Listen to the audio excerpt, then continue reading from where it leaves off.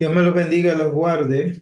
Vamos a estar compartiendo cápsulas acerca del discipulado, pero considerando eh, la vida, la muerte, la resurrección y el mensaje de nuestro Señor Jesucristo. Básicamente, las intenciones o los objetivos de este discipulado y de estas cápsulas de discipulado van a ser enfocadas a reflexionar y releer la historia de la vida de Jesús, su forma de vivirla, cómo interactuó, eh, su muerte, su resurrección y sobre todo su mensaje. Eh, Pienso que hoy en día hay muchas estrategias de discipulados muy buenas, con mucha enseñanza también muy buena, pero pienso que la base, el fundamento de todas esas enseñanzas es la persona de Jesús y su mensaje. Eh, Siempre que pensamos en liderazgo, y esto lo he mencionado antes, pero para efectos de estas cápsulas lo quiero volver a puntualizar. Pensamos en discipulado, pensamos en desarrollar líderes, así que pensamos en enseñanzas dirigidas a los líderes. Pensamos eh, eh, que ese puede ser uno de los grandes temas del discipulado, y es correcto, es muy bueno. Sin embargo, no es exclusivo de la fe cristiana, ¿no? Las grandes compañías utilizan muchas enseñanzas y muchos talleres y seminarios para desarrollar el liderazgo dentro de sus empleados. Así que eso no es exclusivo de la vida de iglesia. Pensamos en discipulado, pensamos también en las familias, y volvemos, es un buen tema para tratar en la vida de familia. Sin embargo, no es la vida de familia la practican otras incluso hasta sectas y puntualizan. Eh, Así que cuando hacemos el énfasis, eh, hablamos también, por ejemplo, de mayordomía, pues, y tenemos también otras organizaciones religiosas o de sectas religiosas que también lo practican. Así que no son temas exclusivos de la vida de iglesia y de la vida de la iglesia cristiana, ¿ok? Si nosotros estamos, como decía el apóstol Pablo, siguiendo a Cristo, debemos de vivir como Cristo vivió. Y para eso tenemos que entonces profundizar quién es la persona de Jesús y cuáles fueron sus enseñanzas en medio de esa experiencia, en medio de esa experiencia de vida que los evangelios, los cuatro evangelios principalmente, nos registran mucho acerca de esto. Y las epístolas, obviamente, de Pablo, pues también Pablo hace todo un estudio de la persona de Jesucristo y es el primer, pudiéramos decir, teólogo que reflexiona, o de los primeros teólogos que reflexiona en la cristología, la figura y la persona de Cristo. Pero entonces, cuando consideramos estas enseñanzas, estamos puntualizando la persona de Jesús y en su mensaje. ¿Por qué la persona de Jesús? Y reflexionar en esto, porque a veces damos por hecho o por dado de que decir, pues vamos a aprender de Jesús, o el discipulado es relacionarnos con Jesús. Pero ¿cómo hacemos eso? Y la otra pregunta, desde el punto de vista teológico, ¿cuál Jesús? Porque pues los mormones tienen una definición del Jesús mormón, ¿ok? Este, pudiéramos verlo igual en el espiritismo científico, aún en la religión musulmana. Hay una definición acerca de lo que es la persona de Jesús, ¿no? Pero entonces, ¿quién es Jesús? Una pregunta sumamente importante cuando miramos los evangelios, algo que comúnmente se surgía y se reflexionaba, era que se levantaba la pregunta, ¿quién es este? Vemos los relatos de Lucas y de los relatos de los evangelios cuando Jesús hace su entrada triunfal, la pregunta que surge o se levanta es ¿quién es este? ¿Ok? Así que esa pregunta hoy en día tiene mucha relevancia, especialmente la experiencia de discipulado. Y ese discipulado, pues necesitamos reenfatizarlo, reenfocarlo en unas relaciones de cercanía, de enseñanza de cercanía, discípulo-discipulador, donde entonces podamos profundizar en esa pregunta, ¿quién es Jesús? Y sobre todo, ¿quién eso enseña? ¿Qué enseñó? ¿Cuál era el centro de su mensaje? Eh, Hoy pudiéramos decir de golpe, Jesús es el Salvador. Y no tenemos duda en eso, ¿no? Presentamos a Jesús como Salvador. Ahora, ¿cuál era su mensaje? Curiosamente, el centro de su mensaje no era su propia persona. El centro del mensaje de Jesús es el reino de los cielos. ¿Ok?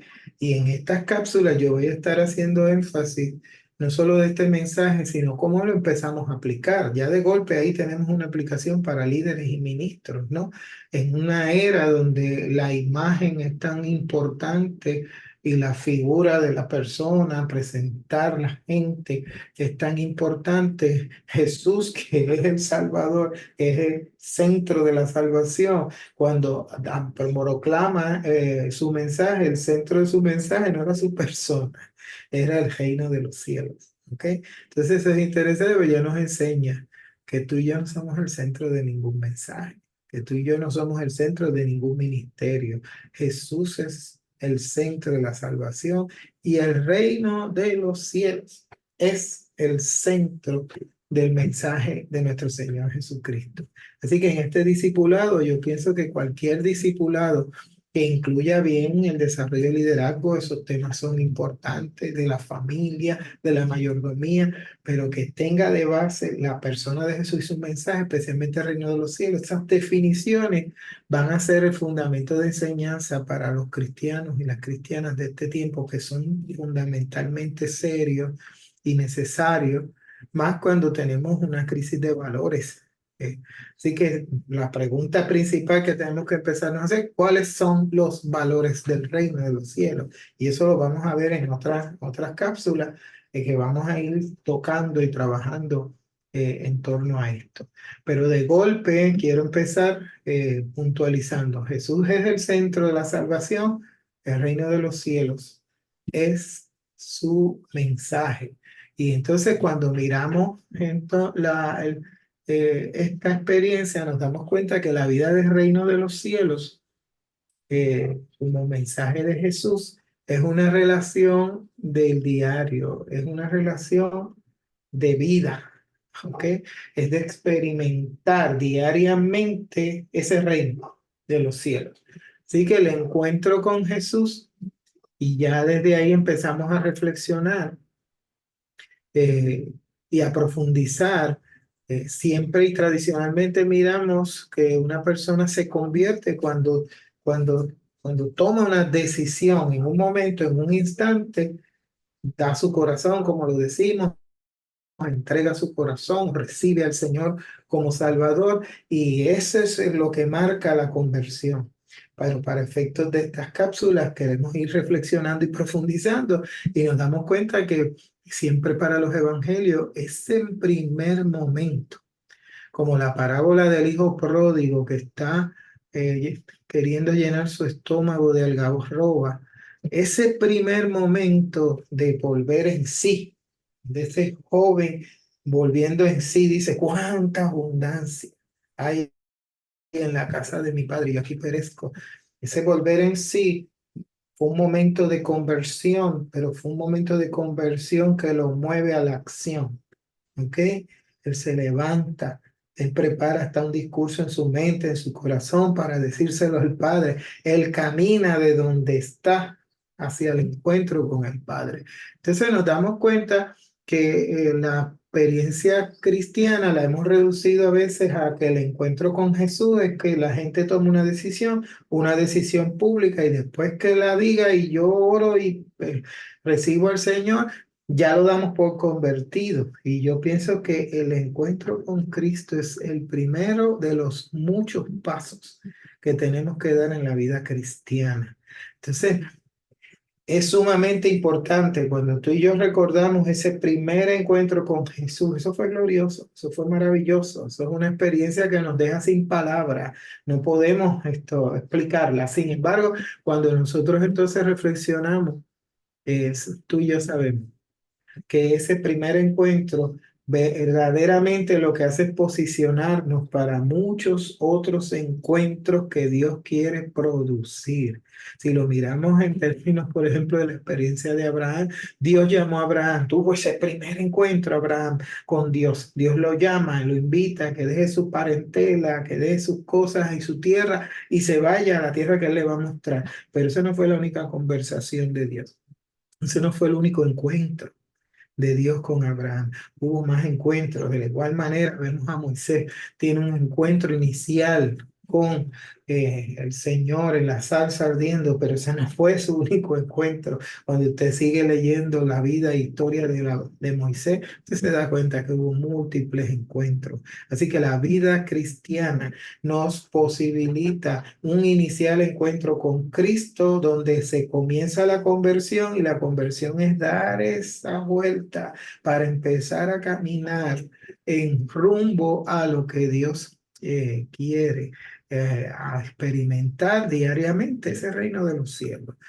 Por eso eh, a mí me encanta que casi siempre hemos usado la palabra recibe al Señor o entrégale tu corazón al Señor. Entonces como que es una expresión que si la evaluamos es bien pasiva. Es usted estar sentado y recibir como cuando usted está en un restaurante, hizo la orden y está esperando que se la traiga. Sin embargo, Jesús no usa esa expresión. Y no estoy diciendo que decir recibe a Cristo en tu corazón, no estoy cuestionando, lo que quiero es profundizar, ¿no? Quizás esa experiencia la debemos de poner como la diría Jesús. Jesús le decía a la gente, sígueme.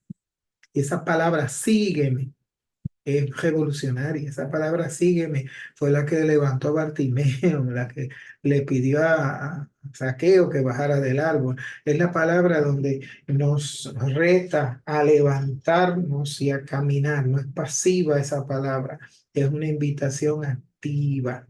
Entonces, cuando pensamos en discipulado, tenemos que ir pensando que vivir la experiencia del reino de los cielos es una experiencia que nos va a mover a la acción, que nos va a mover a buscar más y más de Cristo, a querer más y más de Él. No es a un instante, una experiencia y ya me convertí, con eso me salvo, ¿no? Sí, nos salvamos con ese encuentro inicial, nos salvamos con ese encuentro, pero esa salvación se cultiva y tenemos que empezar entonces a caminar y experimentar el reino de los cielos. Cuando miramos 2 Corintios capítulo 5 versículo 17 dice, de modo que si alguno está en Cristo, nueva criatura es. Las cosas viejas pasaron y aquí todas son hechas nuevas. Ahí podemos entonces también mirar este principio que estoy compartiendo, esta análisis que estamos compartiendo. Vemos cómo dice el que está en Cristo. Ahí empieza a ser el encuentro inicial. Ese encuentro primario, ¿no? Estar en Cristo, darnos cuenta de quién es Él y empezar a definirlo. Pero entonces dice, las cosas viejas pasaron. ¿Ok? Empieza un estilo de nueva vida, de nueva percepción, que no se trata solamente de dejar pecados, se trata también de dejar rutinas, de dejar de codificar compromisos, de establecer nuevas rutinas, ¿no? Dejar todo aquello atrás, dejar malas costumbres, dejar cosas que realmente nos hacían perder de vista ese Cristo que se quiere encontrar con nosotros, ¿no? Pero entonces dice el texto, el que está en Cristo, nueva criatura es. Esa nueva criatura consiste en dejar cosas que hay que saber y sabemos que hay que renunciar, pero añadir cosas, ¿ok? Porque dice aquí todas son hechas nuevas, ¿ok?